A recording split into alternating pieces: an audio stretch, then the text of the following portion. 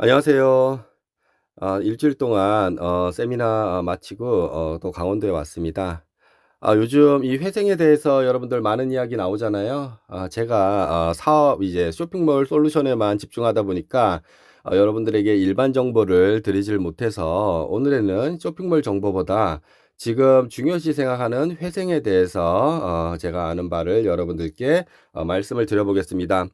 저희가 하는 거는 일반 회생, 개인 회생이 아니고 기업 회생이잖아요. 기업 회생의 절차를 조금 알아보면 개인 회생과 많이 비슷한 것 같습니다. 일단 기업 회생 법원에다가 이제 회생 신청을 하겠죠. 자본금 채무제 자본금 10% 해당하는 채권자가 신청을 할 수가 있고 또 주주가 신청을 할 수가 있습니다. 채권액이 남아있는 자산보다 많은지를 법원에서 이제 판단을 하겠죠. 그러니까 빚이 남아있는 재산보다 많은지를 이제 판단을 하고 이렇게 해서 자산을 보고를 하고 둘째는 여기에서 이 기업이 살아날 수 있을지를 또 판단을 해야겠죠. 그 말은 이 자산을 갖고 사업을 해서 이 채무자가 채권자들에게 이 빚을 갚을 수 있는지 쉽게 말하면 개인 회생을 이제 예를 들면 내가 직장을 다니거나 내가 사업을 했을 때 이렇게 이익이 있어야 된다라는 거예요. 수입이 있어야지만 이걸 받아준다는 얘기입니다. 그 말은 기업도 지금 사업을 진행했을 때 수익 구조가 있어야지만 이 회생 절차를 받아준다라는 얘기입니다. 개인이 무직자나 돈을 벌지 못하면은 개인 회생을 신청을 못하듯이 이렇게 기업 회생도 이 회사가 수익 나는 구조가 없으면은 받아주지 않는다는 그런 이야기가 됩니다. 법원이 이 개시 명령을 내리는데 요런 이제 내용을 판단하겠죠. 자산보다 부채가 많은지를 판단을 하고 이 사람들이 어떤 방법으로 돈을 갚을지에 대해서 이렇게 판단해 보고 남아 있는 자산도 이렇게 쭉 이제 살펴보겠죠. 이걸 본 다음에 개시 명령이란 걸 내립니다. 이 개시 명령으로 뭔가가 끝난다는 게 아니고 이 기업 회생을 진행을 하겠다라는 겁니다. 시작을 하겠다라는 겁니다. 쉽게 말해서 재판 같은 걸 하겠다라는 겁니다. 이 개시 명령이 내려지면 우리가 이걸 이제 채권자도 보고 이 기업의 기업 사업 계획서도 보고 이렇게 전반적으로 봐서 최종 인가가 돼야 되는 겁니다. 개시 명령으로 끝난 게 아니고 최종 인가가 떨어지고 그렇게 변제 계획서를 통해서 채권액을 갚아 나가서 이 채권액을 모두 다 갚으면 그때 면책 결정이 떨어지는 거지. 이 개시 명령이 됐다고 모든 게 끝나는 게 아닙니다. 그래도 일단 개시 명령은 긍정적인 신호로 봐야 되는 거죠. 법원에 이렇게 부채가 자산보다 많은지가 판단이 되면 개시 명령이 나오는데 이변이 이 개시 명령을 기다리고 있다라고 이제 말씀을 드리는 거잖아요. 만약에 개시 명령이 떨어지면 일단 우리는 이 시더스를 상대로 빚독촉을 못 합니다. 지금 뭐 90%가 회원의 선수금의 그런 채권이고 나머지 10%가 일반 채권이라고 하기 때문에 뭐 빚독촉 할 일은 많지는 않겠지만 여러분들이 이 시더스 회장을 상대로 빚독촉을 하지 못한다. 요것도 알아두셔야 될 것 같고요. 채권자 신청 이 개시 명령이 떨어지면 일단 그것도 있습니다. 이변이 이 회생을 통해서 만약에 개시 명령이 떨어지면 다른 곳에서 회생을 넣기는 어려울 것으로 보입니다. 그러니까 채권액 이제 10%를 확보를 해서 이변은 이 지금 회생을 넣었잖아요. 근데 이 채권자 협의회 지금 더글로벌에서 하는 이 회생안은 아마 개시 명령이 떨어지면은 기각될 때까지는 다시 넣기는 어려울 것으로 보입니다. 그래서 지금 넣지 못하는 것으로 알고 있고요. 거기에 만약에 추가로 다시 회생을 넣으려면 이 이변에 이 회생안이 부결되어야지 기각되어야지만 가능할 것으로 보입니다. 자, 이제 개시 명령이 떨어지면은 채권자 신고를 해야 되는데 이거는 이제 개인 회생으로 보면 내가 빚을 갚아야 될 그런 채권자들을 내가 선택을 해서 내가 넣습니다. 그렇게 해서 난 이 사람들의 채권을 탕감을 받기 위해서 채권자 지정을 하고 변제 계획서를 쓰는데 기업도 같은 겁니다. 그런데 이제 이 시더스는 조금 다르죠. 일반 기업의 회생, 일반 개인 회생은 빚이 있는 사람들은 여기 참여를 안 하려고 합니다. 그 이유는 탕감을 받기 때문에 그래요. 100% 변제를 해주는 게 아니고 30%, 50%, 60% 이렇게 법원에서 국가에서 이 빚을 탕감해 주기 때문에 채권자 입장에서는 손해입니다.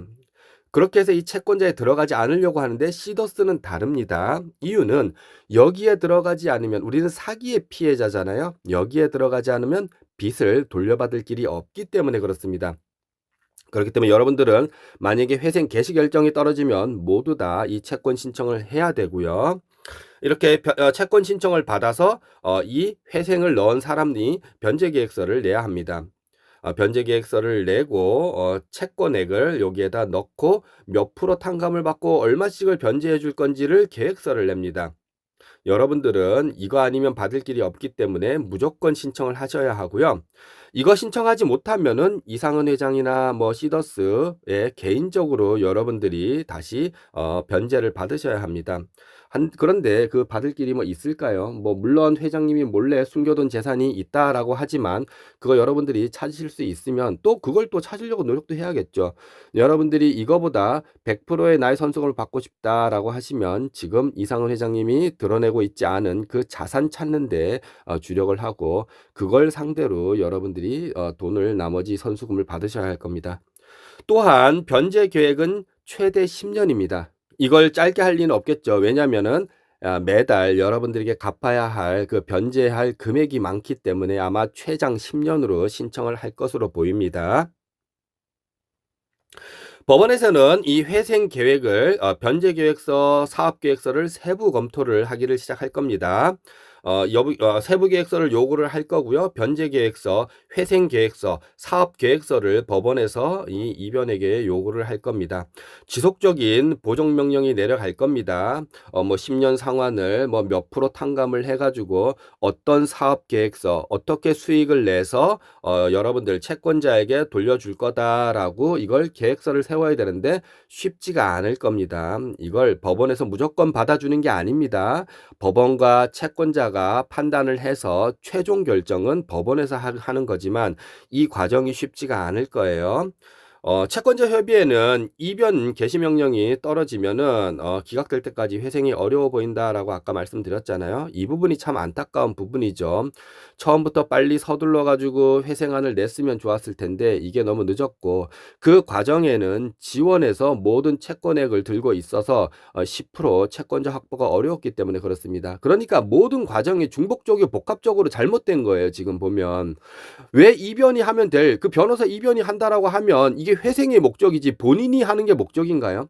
채권자 협의회든 이변이든 지원이든 회원들의 회생이 목적이면은 이 회생을 이끌어내야 되는 방안을 찾아야 되는 거죠. 왜 변호사비로 수억이 필요한가요? 이변하고 지원하고 다 같이 협심해가지고 이변이 변호사니까 이 회생 신청을 이변 통해가지고 내고 서로 협력해서 하면 될 것을 이변은 내가 해야 된다. 채권자 협의회는 내가 따로 변호사를 수억씩 써가지고 해야 된다. 지원은 우린 하지 않는다. 돕지 않는다. 이렇게 가니까 이게 도대체 회원들을 위하는 길인가요?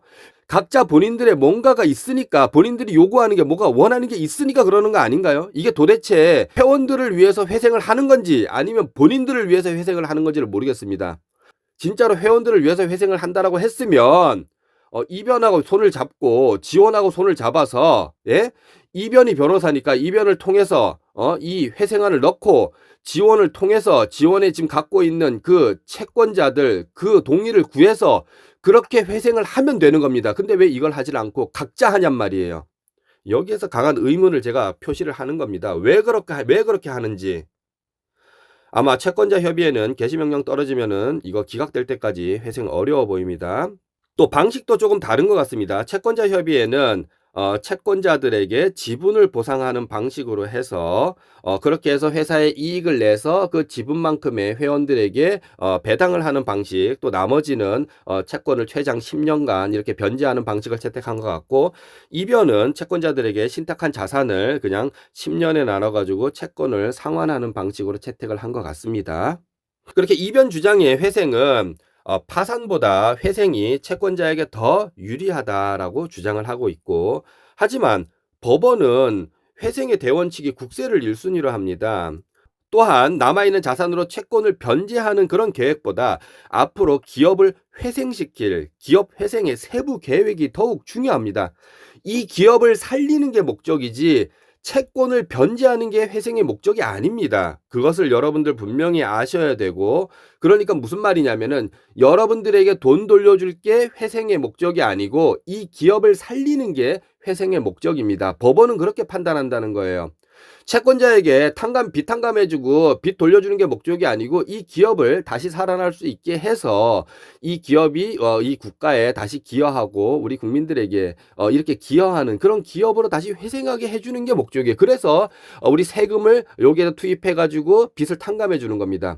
그런데 만약에 채권자 빚 탕감이 목적이라고 하면 우리 세금을 여기다 투입을 해가지고 여러분들이 세금을 낸 돈을 여기에다 투입해서 이 기업이 갚아야 할 돈을 국세로 이걸 탕감을 시켜준다? 이걸 법원에서 해줄까요? 말도 안 되는 얘기입니다. 일반 국민들이 봤을 때 말도 안 되는 얘기죠. 왜 그러냐면은 이 채권이 여러분들 선수금만 있는 게 아니고 은행이든 어떤 국가의 공적 자금이든 이런 자금들이 기업에 투입이 되기 때문에 그렇습니다. 이거는 일반 국민들 세금하고 일반 국민들이 예금하고 이런 부분에 대해서 문제가 될 수 있기 때문에 쉽게 이 회생을 인가시켜 주질 않아요. 지금 이 시더스 회생의 목적이 기업 회생의 목적이 아니라 회원들의 빚 탕감이 목적이기 때문에 법원에서는 쉽게 받아들여지지 않는다라는 말입니다. 그렇기 때문에 이 사업계획서, 세부계획서가 중요하다는 얘기예요. 이런 문제, 우리 국민들의 피해가 갈 수 있기 때문에 이렇게 기업 회생은 일반 기업 회생도 회생 인가가 떨어질 가능성은 23%밖에 되질 않습니다.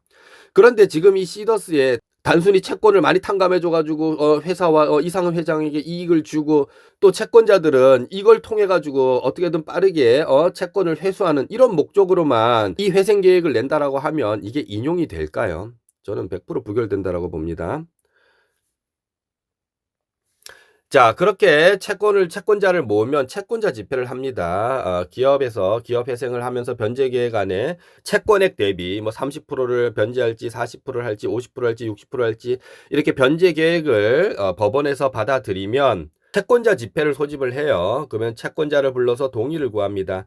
이때 채권자들이 이의 신청을 할 수가 있고 찬반을 물어서 찬성이 60% 이상이면은 뭐 진행이 되는 걸로 보입니다. 어차피 파산되면 받을 금액이 0원이라 이렇게 판단한 회원들은 여기서는 대부분 찬성을 할 것으로 보입니다. 일단 이 채권자 집회까지 오면은 기업 회생이 한 걸음 더 앞으로 다가간다라고 생각을 해주시면 될 것 같고요. 이제 법원 인가가 문제입니다. 이제 그렇게 되면은 최종적으로 법원이 인가를 하면은 여기에는 이제 회생으로 가는 길입니다. 이 인가를 받기 위해서 지금 저렇게 변제 계획도 내고 보정 명령에 따른 그 보정서도 제출하고 하거든요. 이렇게 인가가 떨어지면은 여러분들에게 매월 그 변제 계획서에 적혀 있는 그 금액을 채권자들에게 변제를 해 가면서 기업 활동을 지속을 할 수가 있습니다. 최장 10년 변제를 한다고 하지만 이 기간 변제 계획에 관한 그 채권액을 지급을 할 수 있을지가 의문입니다. 변제 계획을 지키지 못하면 회생은 중지됩니다. 이렇게 10년간 성실하게 부채를 정리를 하면 법원에서는 기업의 남은 부채를 모두 면책을 시켜줍니다. 여러분들에게 변제 계획에서 약속한 30%든 40%든 약속한 금액을 모두 갚으면 빚을 모두 면책을 해줍니다. 회장님이 더 이상 여러분들에게 빚을 갚을 책임이 없다라는 이야기죠. 본사와 지원, 회장님이 파산과 회생을 관망하는 이유가 여기에 있습니다. 회원들, 채권자들이 알아서 면책을 시켜주니까 아니 지원이든 본사든 회장님이든 이걸 뭘 적극적으로 할 필요가 있나요? 이렇게 되든 저렇게 되든 어차피 본인들 책임은 면하니까 관심이 없는 겁니다. 하지만 안타깝게도 일반 기업 회생도 아까 전에 23% 가능성이 23%라고 했죠. 여러분들은 파산과 회생도 중요하지만 이 시점에서 이렇게 회장도 그렇고 지원, 본사도 그래 회생해봐, 파산해봐. 어차피 그렇게 해봐야 면책되니까 우리 뭐 이제 뭐 괜찮아. 우리 사업할게 이렇게 나가잖아요. 여러분들은 회장님과 지원 액츠 그리고 본사에서 내놓지 않은 나머지 추가 자산 밝히는데 여러분들은 노력을 해야 됩니다. 그거 지금 액츠에서 다 파악하고 있습니다. 회장도 다 알고 있죠. 여러분들은 지금 회생이 되나 파산이 되나 여러분들이 받아갈 돈은 많지 않을 것으로 보이고 최장 10년 나눠가지고 받는 거니까 매달 몇십만 원 못 받습니다. 그러니까 여러분들은 그 10년 동안 어떻게 기다리나요? 빼돌린 자산 이거 찾는데 지금 지원도 그거 찾는데 혈안이 돼 있잖아요. 여러분들도 회장이 빼돌린 자산이나 지원에서 알고 있는 몰수 보존되어 있지 않은 그 자산 찾는데 여러분들도 집중해야 됩니다. 그렇게 해야지 여러분들 돈 받을 수가 있어요. 그러니까 지금이라도 그냥 지원 기다릴 게 아니고 당장 달려가서 지금 회장 빼돌린 돈 여러분들 알고 있다면서 그거 파악하고 있다면서 빨리 우리한테 알려줘. 우리 지금 급하다고 죽겠다고 빨리 돈 찾을 수 있게 회장 어디에 돈 얼마나 빼돌린지 빨리 내놓으라고 이렇게 여러분들이 주장을 하셔야 됩니다. 지원에서는 그걸 다 알고 있습니다. 어디로 돈이 흘러갔고 어떤 비자금이 형성이 되어 있고 돈이 어떻게 세탁이 되어 있는지 다 알고 있습니다, 여러분. 지원에 가서 강력하게 따져 물으시고 돈을 달라고 하셔야 됩니다, 여러분. 자, 제가 생각하는 예상 가능한 부결 사유는 이변이 낸 그 회생안에 대해서입니다. 시더스 부채는 사기 피해자로 본다. 이게 시더스 채권자 90%가 우리 선수금이죠. 회생 신청에 이 사기 피해자들 채권액이 100% 피해자가 신청하지 않을 것으로 보인다. 피해자들이 회생 신청을 하지 않으면 피해 금액을 받을 길이 없다라고 법원이 판단할 수가 있고요. 일반 기업은 기업을 살리는 게 목적이지만 시더스 회생은 빚을 갚기 위한 목적이다. 피해자가 채권 신청을 한 금액만 채권액으로 받아준다라는 게 문제가 될 수가 있고요. 신청하지 않은 그런 사람들이 많고 신청한 사람들 대상으로 변제계획서를 세우기 때문에 불공평하다. 이거는 왜냐하면 사기의 피해고 또 그 사기 피해자들에게 골고루 돈을 나눠줘야 되는데 기업 회생은 이 채권을 지정한 사람들에게만 변제 계획을 세우고 그들에게만 돈을 나눠주겠다라는 변제 계획을 세우기 때문에 이 사기 피해자들에게 공평하지 않다라고 판단할 수가 있습니다. 일반적인 기업은 회사를 살리는 그런 방법이 기업 회생인데 채권자로부터 회사를 방어해주는 역할을 이 회생이 합니다. 기업 회생을 목적으로 한다는 그런 이야기가 되겠죠. 기업을 살리는 데 목적이 있습니다. 채무자로부터 빚독촉을 막아주고 채권액을 탕감해 주면서까지 기업을 살리는 역할이 회생입니다. 시더스의 회생은 회생, 즉 사업계획서보다 채권자 변제에만 집중이 되어 있습니다. 보통은 채권자는 회생 절차에 들어가기를 원하지를 않습니다. 그 이유 아까도 말씀드렸듯이 100% 채권 회수를 할 수가 없기 때문에 그렇습니다. 일반 기업 회생은 모든 채권자를 넣기를 원하죠. 왜냐하면 목적이 부채를 탕감받기 위해서 그렇습니다. 하지만 시더스는 어차피 이 채권을 파산을 통해서 갚을 이유가 없다라고 보고 뭐 파산도 10% 많아야 20% 정도 돌아갈 그런 금액도 지금 파산 관제에는 0% 준다라고 하잖아요. 그렇기 때문에 시더스는 반대의 경우입니다. 기업 회생보다 채권자 이익을 목적으로 하기 때문에 법원이 기업 회생으로만 단순히 볼까 아니면 부채 탕감으로만 볼까 이 말은 법원이 이 기업 회생을 허락을 했을 때 누가 이익이냐 그걸 고민할 겁니다. 결국 법원이 이 회생 결정을 해가지고 이익되는 사람은 바로 이상은 회장이다라고 판단을 할 겁니다. 자, 여러분들에게 돌아갈 금액을 제가 단순히 계산을 해봤습니다. 모두 채권 신청을 하지 않을 것으로 보이기 때문에 뭐 추산하는 그 채권액을 한 7천억 정도로 계산을 해보겠습니다. 7천억을 계산했을 때 50% 빚탕감을 받으면 3,500억 정도 상환을 해야 될 겁니다. 이걸 10년 동안 상환한다라고 이렇게 해도 매달 30억의 현금이 필요합니다. 지금 현 시점에 사업에 수익이 없는데 현금으로 월 30억을 어떻게 만들지가 의문이고요. 이렇게 많은 사람들로 봤을 땐 이 금액이 많잖아요. 이게 첫 번째 문제예요.